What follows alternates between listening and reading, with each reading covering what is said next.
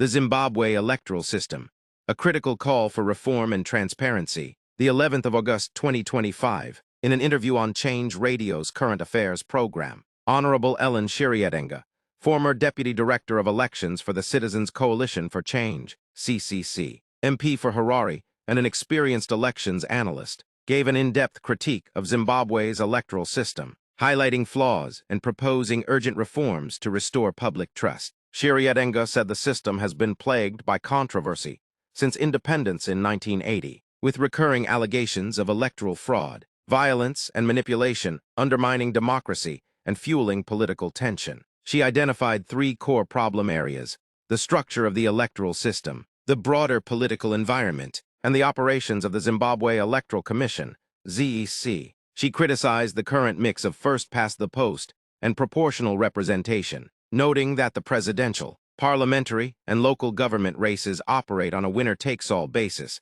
that can produce unrepresentative results. She argued that this model encourages manipulation and intimidation, particularly in rural areas, and suggested a transition to a fully proportional representation system to ensure fairer political representation. Turning to the electoral environment, Shiryadenga accused state institutions of suppressing opposition campaigns and ensuring the ruling party retains power. She cited the banning of over 70 CCC rallies by police during the 2023 elections and alleged judicial bias in cases involving opposition members. Her strongest criticism was directed at ZEC, which she said suffers from nepotism, compromised independence, and operational failings. She pointed to cases where the commission accepted nomination papers with mismatched signatures and failed to investigate irregularities, as well as issues such as delayed ballot distribution and unannounced polling stations. For Zimbabwe to achieve credible elections, Shiryadenga called for a comprehensive overhaul of electoral laws,